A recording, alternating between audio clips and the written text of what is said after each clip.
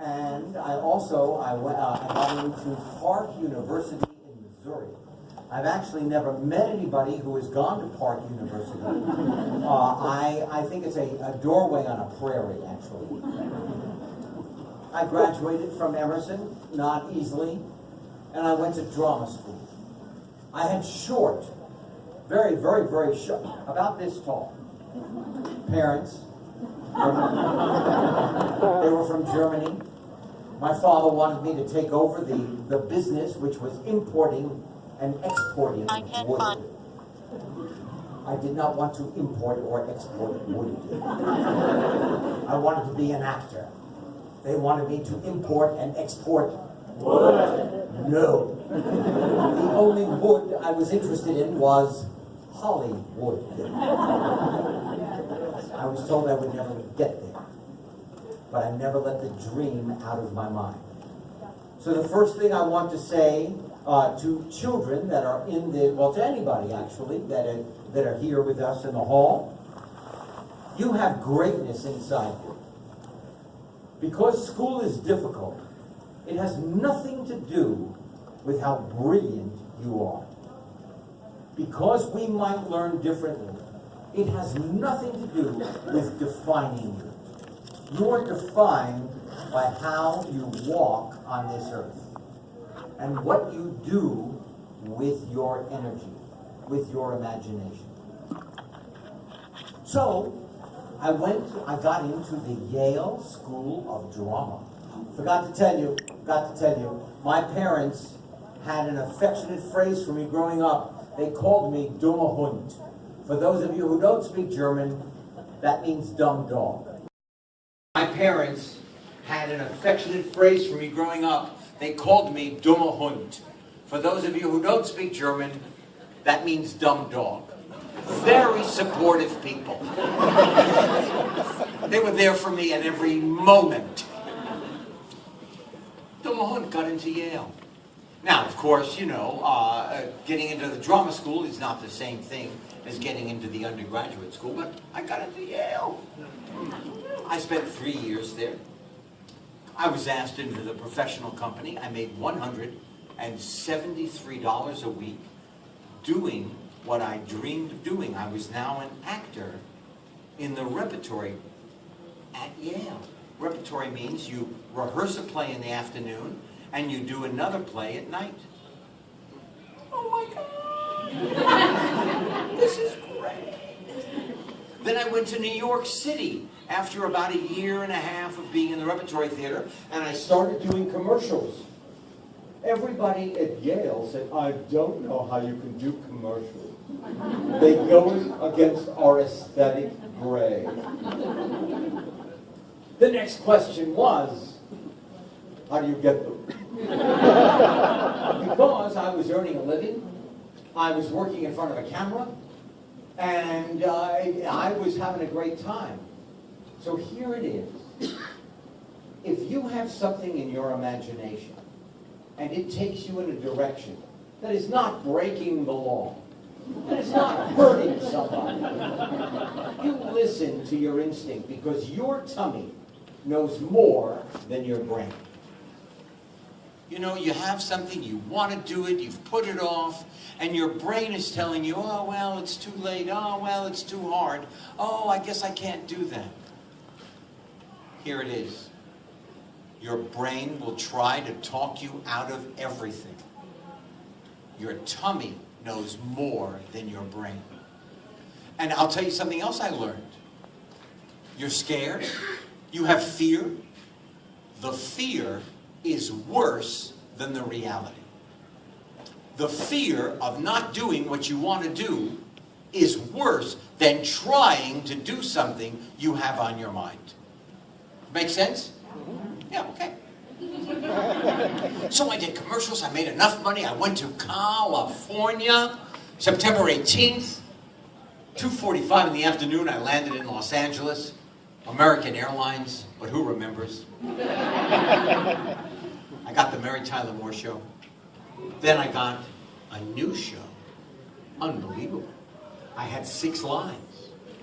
I went in and everybody sitting in the room waiting to audition was somebody on television. Oh my God. And then it was Henry, hi, how are you? You look very famous even sitting down. I had hair down on my shoulders. I walked in and I had a sweat stain the size of the Hudson River under my arm. I thought honesty, best policy. I said this is in direct correlation to the fear that is running through my body. I had 6 lines. I made the guy that was reading with me sit down on my birthday, October 30th, 1973, when my money ran out, when I had to get back on the plane, when I had to go back to New York City. I got a call and they said, would you like to be on this new show? I said, hey, if you let me show the emotional side to this guy, I mean, you know, when he takes his jacket off, who does he have to be cool for at home? They said yes. I said yes. And oh my goodness, first day on the set, I made a deal with myself. I was not going to comb my hair because every actor who ever played a character like this combed their hair. Had a big belt buckle, had cigarettes in their t-shirt. I was not going to do this. It said in the script, he goes to the mirror and combs his hair.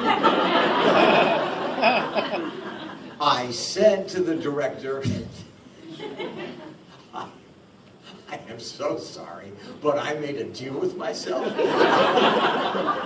I'm not going to comb my hair. I'll do like anything else, but I won't comb my hair. And he said, it says in the script, go comb your hair. Go comb your hair. I walked up to the mirror. I pulled my comb out. I looked at myself in the mirror and I went, hey, I don't have to because it's perfect. And that's how that moment defined the character for the rest of my 10 years of doing. So for 10 years I went, hey. And then I added a word. Whoa. Which I got from my favorite sport at the time, which was horseback riding. Now I love to fly fish for trout. I have no idea what I would do with that sound.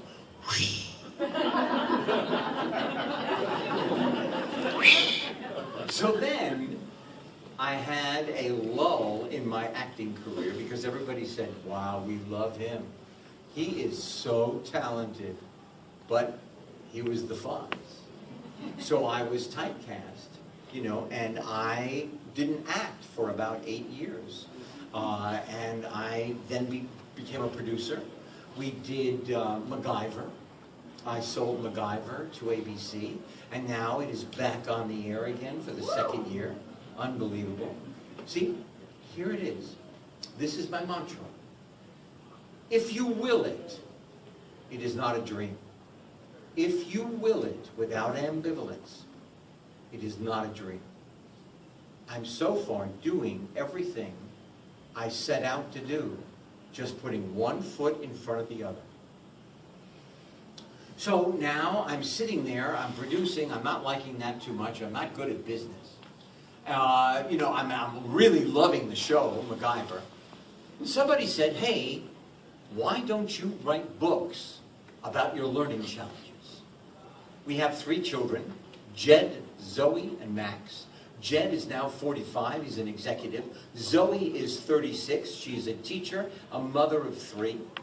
And Max is still single, has a girlfriend, and is a director.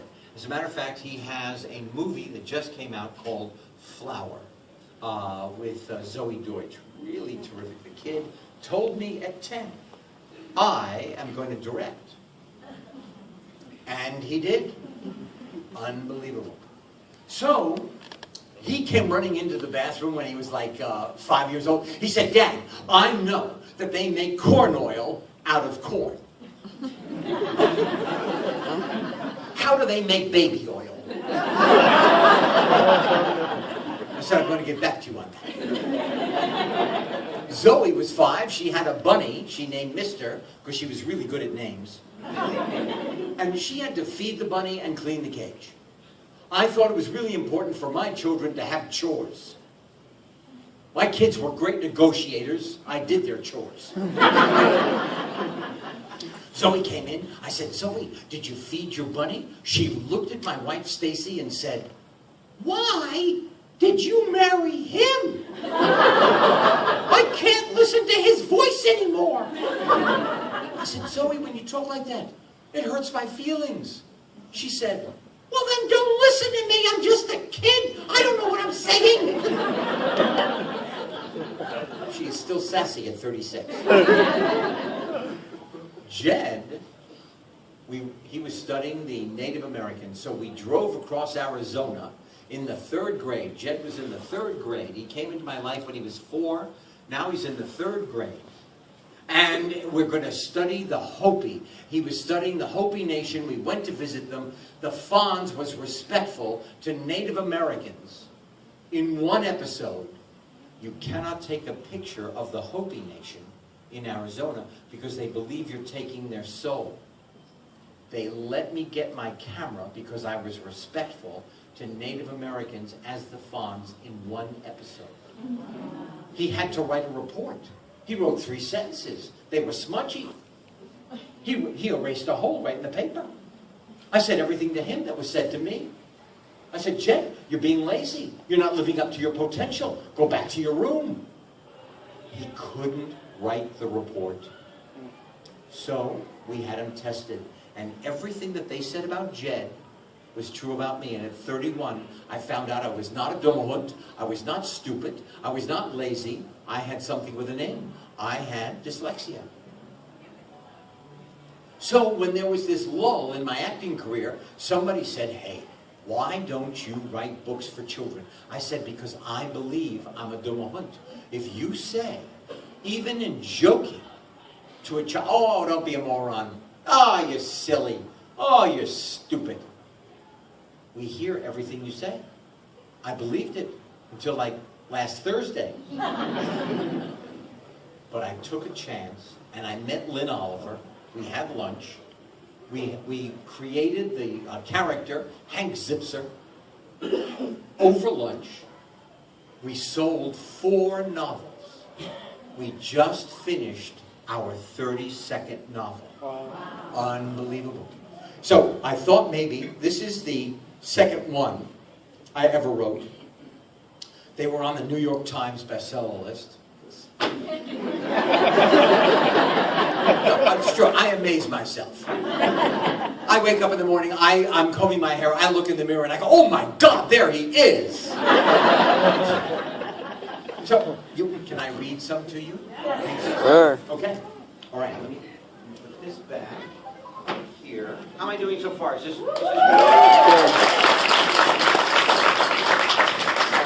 This is called, I can't believe I'm sitting down and usually be standing up. Okay, this is called I Got a D in Salami. Actually, I got a D in everything. If I didn't get a D, I got an E for incomplete, I got an F, I got, oh my God, I was in D-ville. All right, so it's a spelling test. Anybody have a spelling test? Anybody have spelling tests? Yeah. So I go home, and Hank learns all his words. He knows them backwards and forwards. It's amazing. And then all of a sudden, it's the next morning, and Miss Adolph, who was, I think she was related.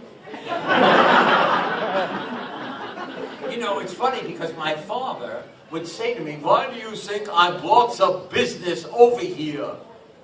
Buying and selling wood. I said, you mean besides being chased by the Nazi status? So Miss Adolph's class, I'm at home, I know my words. The next morning, I'm at my desk. Miss Adolph must have called my name. But I was concentrating so hard, I didn't hear her at first. I saw her standing over me. Oh, the entire class was staring at me. Every eye was burning into my skin. Daydreaming, are we? Miss Adolph asked. No, I answered. I was just trying to, practice my words, and, I guess I can't spell and hear at the same time. The kids cracked up. There it was, the old zipser attitude. I didn't mean to be funny, but it sure felt good that they all laughed at my answer. Come with me. We walked up to the front of the class. I looked out at all the people staring at me, and all of a sudden, my ears stopped working for real. It was as if everything was moving in slow motion. I looked over at Miss Adolph. I saw her lips move. I couldn't hear a thing. Miss Adolph repeated the word, rhythm. I read her lips. Come on, Hank, breathe. You know this word. Okay. My body started working again. Rhythm, I said. R-H-Y-T-H-M, rhythm. And without thinking, I high-fived myself. The class cracked up again. Quiet! This is not a laughing matter. All right, Mr. Comedian, try the word receive. Receive. R-E-C. So far, so good. And then my mind went totally blank. R-E-C, what? I know there's an E, I know there's an I, but what comes first? What's the rule? Oh no! What's the word? I forgot the word. How could I be so stupid? Breathe, I said to myself. You are breathing. You're just not remembering. Well, Henry, there's more to receive than R-E-C. Thank God, now I knew the word again. Don't tell me. I know this. Trust me, I won't. Receive. R-E-C-I-E-V-E.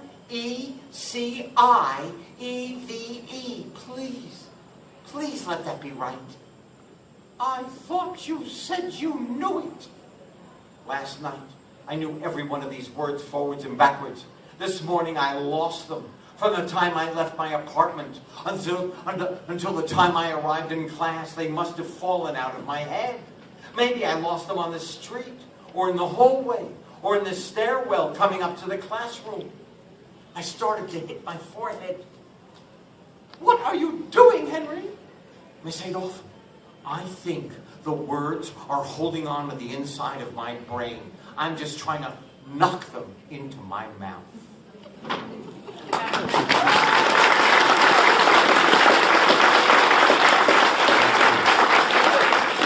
So, there is a microphone here. Does anybody have a question? Make them easy, please. Hi. Hi. What is your name? Betsy. Hi, Betsy. Hi. I'm an actor. Learn my lines, not easily. Where there's a will, there is a way. So I can't read, and I certainly can't read off the page very quickly. So I read very slowly, one word at a time, so that I wouldn't miss any words, I wouldn't leave them out. And I could memorize pretty quickly. God giveth, and God taketh away. So, we read Happy Days for 10 years around a table, all the actors, the directors, the producers, and I stumbled every week. Until I was 31, I thought I was stupid, and then I realized my brain is wired differently. Interesting, thank you. Thanks, Betsy. Yes, wait, hold it. What is your name, sir? Did we meet? Yes, we did. What is your question?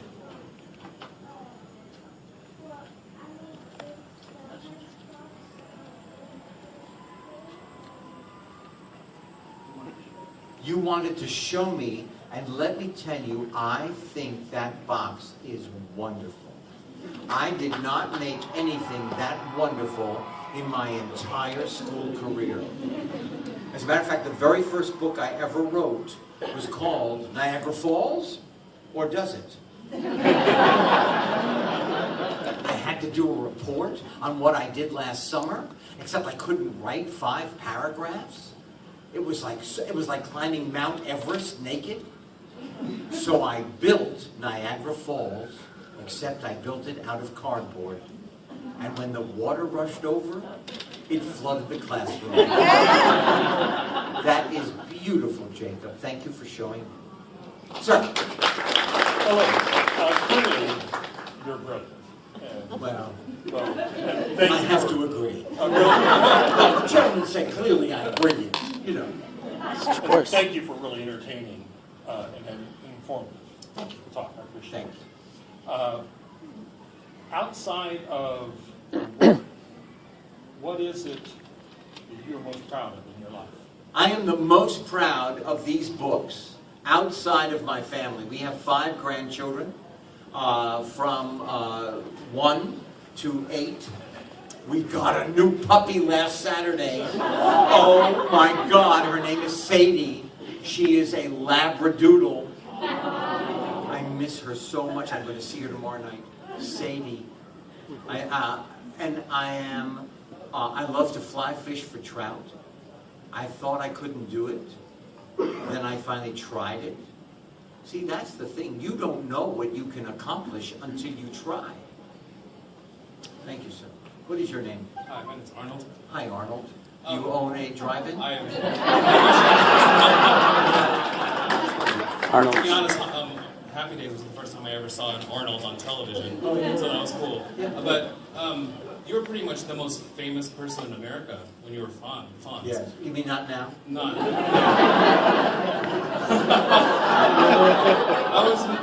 I was curious about if you've ever thought about how you would deal with being that famous today with all the social media and all these conventions. And You things. know what? First of all, I'm very lucky because I missed social media.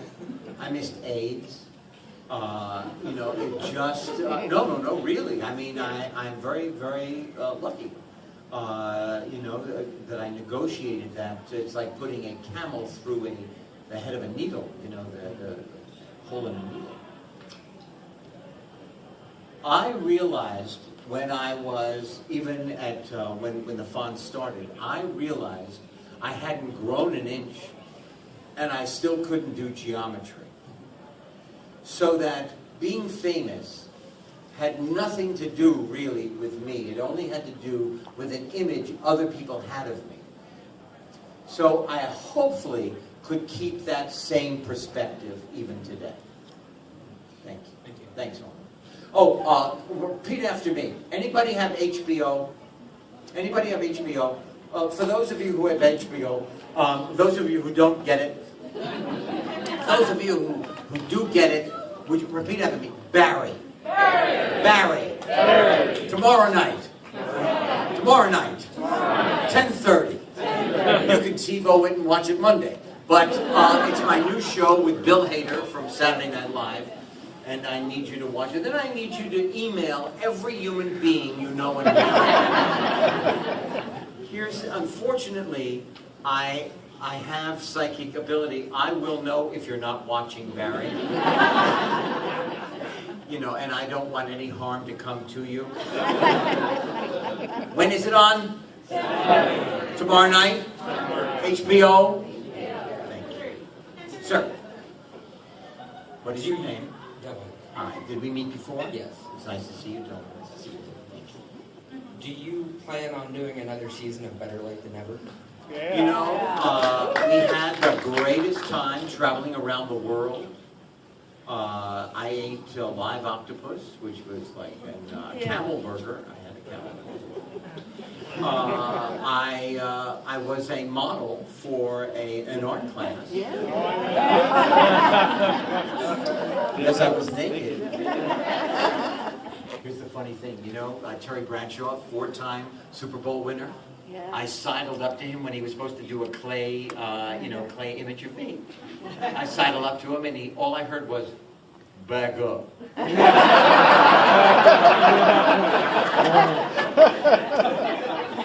You know, NBC works in strange ways. I think we're going to do another season. I think it won't be until early 2019. Thanks for asking. Nice to see you. Hi. What is your name? Ramona, Hi. how are you? Wonderful. I You just look wanted. great in red. Why, thank you. Thanks to my lovely friend Stephanie for making it for me. Steph, where are you? Raise your hand, Steph. Wow, you did a great job. I was wondering what you had more fun doing, the reality show or Happy Days? Okay, here it is. I don't have a favorite. I have a favorite child, but I can't tell you.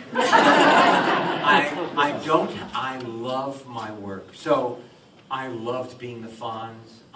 It was one of the great gifts in my life, all the way to Barry, which is on HBO tomorrow. But Bill Hader is a genius. It is written so well. I love it. I do Arrested Development, which will be on Midsummer.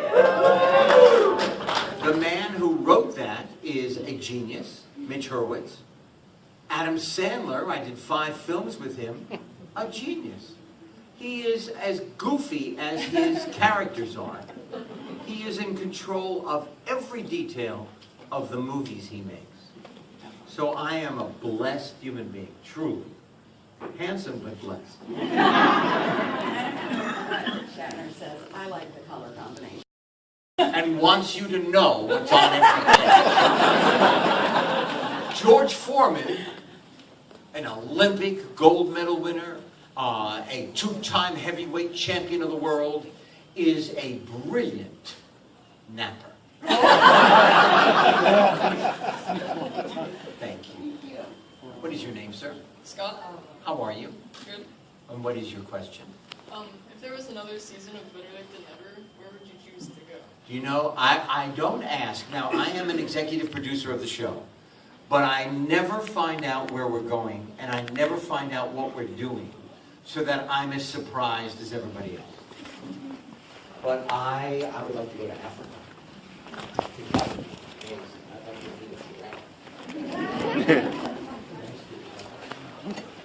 Hi. Oh, we met before. I can see you again.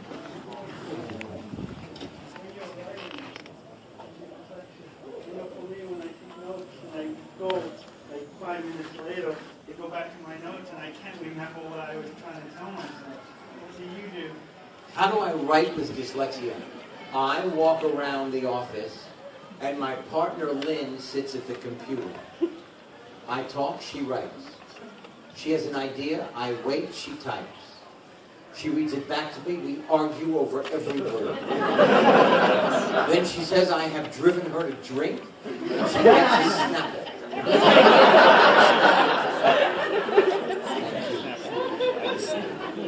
Hi. This is my daughter Bella. We met. Hi, Yeah, Bella. we met. And you have a great name. Bella means beautiful, doesn't it? It does. And you Yeah. are.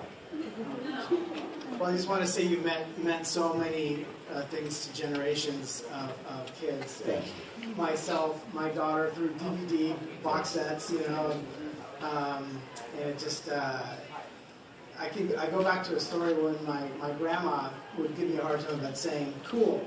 You know, what is this cool? Why do you keep saying cool? And so I turned on the TV, and there you were on there, and you know, you did one of your, you know, things where you started that jukebox up, and I'm like, that's cool. And she does, well, you know, she's a very old Hispanic woman. She's like, and walks off. What's wrong with you? You know, let me just say, any one of you can actually hit a jukebox and start it. If you have a guy named Bob backstage who plugs it. You got Bob. You can't believe how cool you are. You are truly the essence of cool and have meant so much to myself and my family. Thank you.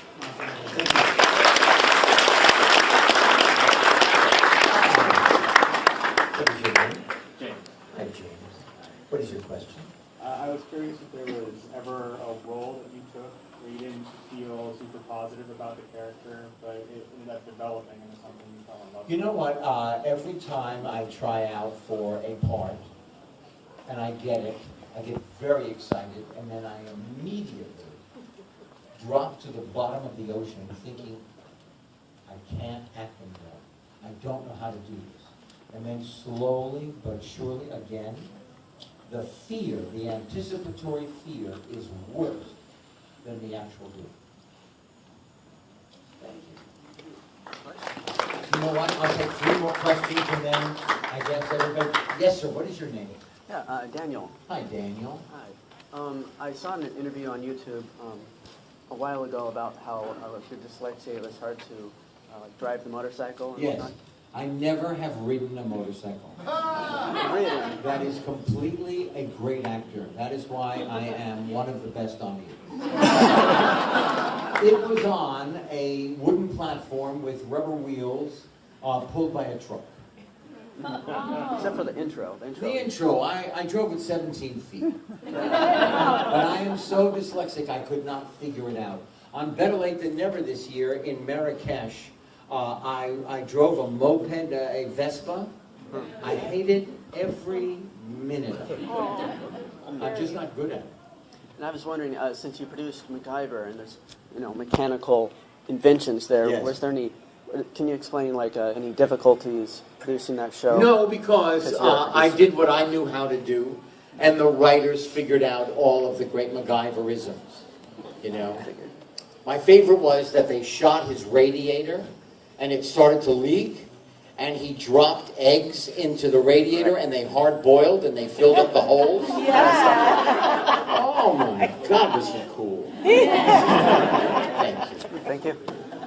Yes, hi. My daughter Kathy, she had a question. She wanted to know, last season on Better Late Than Never, what was your favorite food that you got to try? Well, you know, the camel burger was not bad, actually. The raw octopus in Seoul, Korea was not bad, actually, when you finally...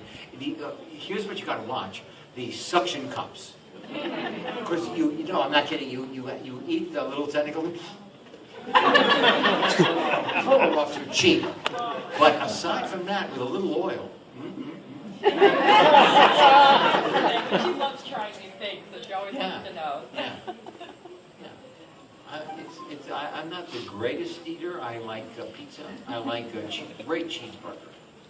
And in Portland, we've 2 meals at Nostrana.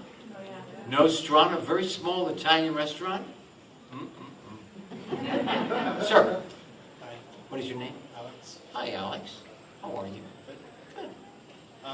If acting didn't work out for you, what other career would you have chosen? If acting didn't work out for me, I think because I relate so well to children, I would have worked with children in order to make sure that every child I come in contact with has a strong sense of self. That they did not feel like me.